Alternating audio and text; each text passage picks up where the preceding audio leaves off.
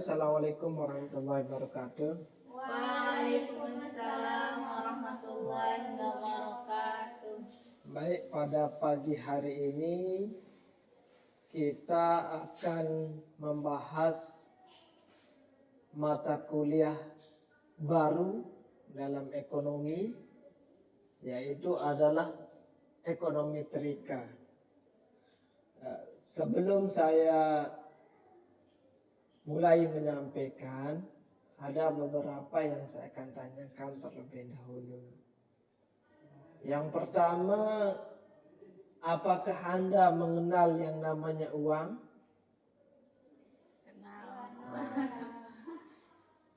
Berapakah jenis uang itu? Berapa jenis uang itu? Contohnya? Uang logam. Ada lagi uang yang Anda kenal? Oke. Jadi di era sekarang ini, jumlah uang itu, nama uang itu tidak satu. Banyak sekali. Secara definisi, uang itu adalah sebagai alat tukar. Apapun yang berfungsi sebagai alat tukar itu disebut uang. Dalam sejarah misalnya cabai pernah menjadi alat tukar. Pisau pernah menjadi alat tukar. Yang kemudian berkembang menjadi emas, kemudian berkembang menjadi perak, kemudian berkembang menjadi uang kertas, kemudian berkembang menjadi uang logam, bahkan sampai berkembang menjadi uang yang namanya elektronik, digital elektronik. Tapi semerta itu tidak mesti langsung harus berkembang. Mulai proses tahapan. Mulai dari uang kertas dirubah menjadi cek. Contohnya seperti ini. Ya, ceknya. Ya, kalau saudara tidak pernah melihat, ini contoh cek saya pegang. Kemudian dari itu yang menjadi pertanyaannya adalah, berapa sih yang dibutuhkan negara itu terhadap uang kita? Jadi peredaran uang itulah yang harus. Mohon maaf, saya matikan telepon dulu.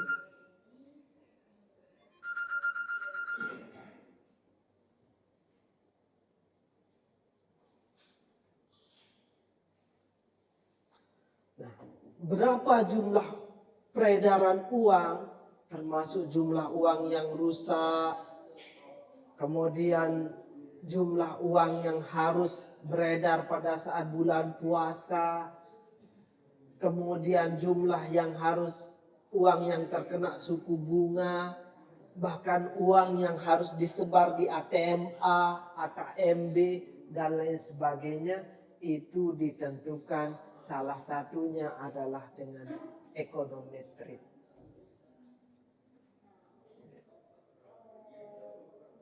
Baik, kita lanjutkan yaitu kepada definisi ekonometrik. Ekonometrika adalah sebagai alat analisis kuantitatif dari fenomena ekonomi aktual berdasarkan perkembangan teori dan pengamatan secara bersamaan yang dihubungkan dengan metode inferensi. Jadi ketika mengambil mata kuliah ini, dulu kami di S1 itu ada banyak sekali syaratnya. Harus yang pertama menguasai pengantar ekonomi. Yang kedua harus menguasai matematika ekonomi. Kemudian yang ketiga harus menguasai statistik ekonomi. Yang keempat harus menguasai metodologi penelitian. Dari sekian itu harus dikuasai, karena kalau tidak dikuasai maka tidak jalan. Maka tidak jalan dia konsepnya. Kemudian yang kedua, ekonometrika didefinisikan sebagai ilmu sosial, di mana alat-alat teori ekonomi, matematika, dan inferensi statistik diterapkan untuk analisis fenomena ekonomi. Kemudian yang ketiga itu ekonometrika berkaitan dengan penentuan empiris hukum ekonomi. Kemudian seni ekonometrika terdiri dari menentukan serangkaian asumsi yang cukup spesifik, realistik, dan memungkinkan dia mengambil keuntungan terbaik dari data yang tersedia. Dari beberapa definisi ini, maka ekonometrika itu dibagi menjadi 3 poin penting definisinya. Pertama, ekonometrika sebagai ilmu, yaitu bagaimana matematika mempengaruhi, kemudian statistik mempengaruhi. Kemudian yang kedua, ekonometrika sebagai seni. Seni di sini orang yang berprofesi, misalnya akuntan harus bisa mengkalkulasikan berapa jumlah anggaran yang ada pada suatu perusahaan, berapa dia harus beli, berapa dia harus jual, itu seni. Kemudian yang ketiga itu ilmu ekonometrika sebagai sebuah proses. Nah, jadi ada dinamika dari setiap siklus itu. Misalnya ada faktor Idul Fitri misalnya.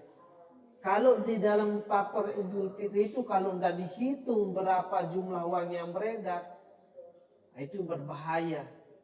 Jadi kan pemerintah sudah mengkalkulasikan, oh dari Idul Fitri ini permintaan akan uang itu sekian. Sehingga kenapa permintaannya tinggi? Karena daya beli pada saat Idul Fitri itu tinggi. Mau tidak mau, yang tidak suka berbelanja harus berbelanja. Nah, dan itu dianalisis dengan ekonometrik. Nah, sehingga misalnya kalau kita ambil contoh, yaitu teori ekonomi yang mengatakan apabila permintaan naik, harga akan turun. Apabila harga turun, permintaan naik. Itulah teorinya. Kemudian itu dirubah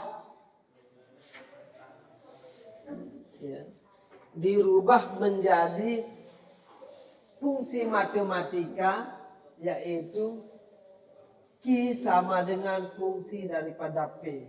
Ya, itu secara matematikanya.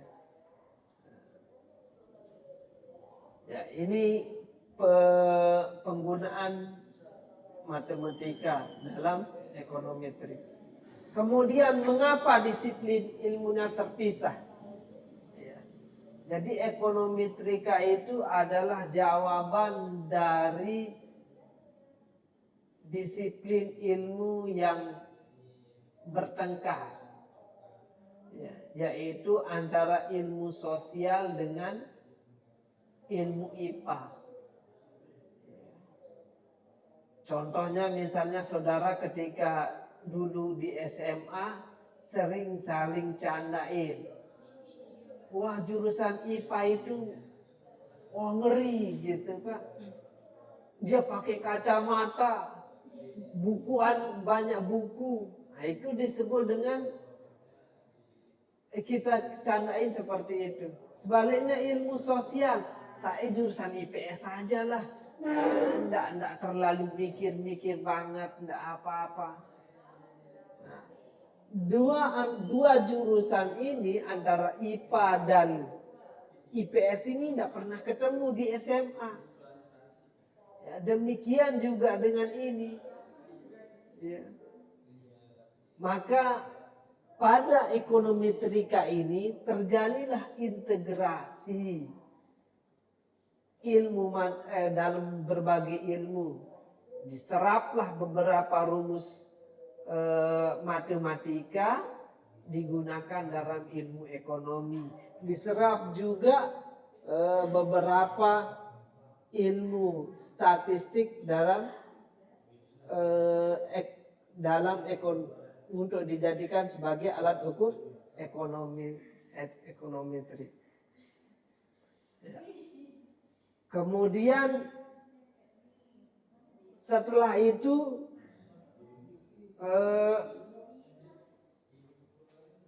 digunakan untuk menggunakan dianalisis dalam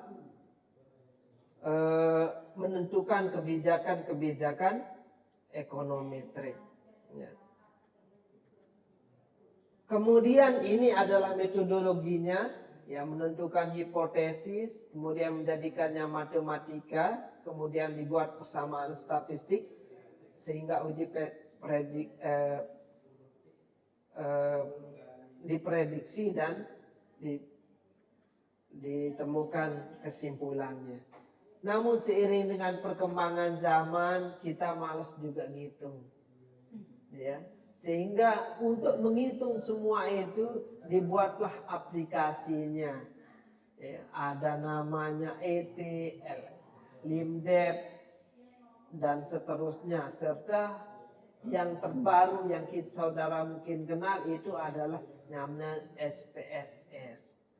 Ya, itu yang digunakan untuk menghitung. Sehingga ketika kita menghitung nanti tinggal diklik Oke, dalam hitungan detik pun keluar hasilnya. Tinggal diinterpretasi berapa yang maksud daripada makna itu. Ya. Mungkin ada yang ditanyakan?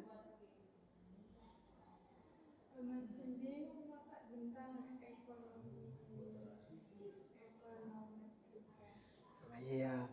Jadi ekonometrik itu gabungan antara ilmu matematika, statistik, dan ilmu ekonomi. Nah, itu gabungan 3 ilmu itu. Nah, jadi misalnya pemerintah mau menentukan berapa jumlah uang yang harus dilepas di hari raya Idul Fitri, maka itu dihitung dengan rumus ini. Nah, itu fungsinya. Iya, alat bantu. Kalau kita hitung manual 1 tambah 1 itu panjang. Maka dibuatlah aplikasi namanya SPSS. Nah, jadi ibaratnya kalau kita ngitung 1 tambah 1 kan lama, maka dibuatkan kalkulator. Kalkulator ini berkembang menjadi SPSS. Maka untuk menghitung itu tidak lagi kesulitan kita. Cukup kita menggunakan SPSS itu. Kalau menghitung secara manual lama dia, sulit. Ya. Dan iya, sehingga berkembang kepada ilmu komputer. Itu termasuk juga ke dalam ekonomi Iya. Nanti dalam penggunaannya aplikasinya nanti kita gunakan komputer, tidak lagi manual tulis tangan dalam menghitungnya. Oke, mungkin itu saja yang dapat saya sampaikan. Terima kasih. Assalamualaikum warahmatullahi wabarakatuh. Waalaikumsalam warahmatullahi wabarakatuh.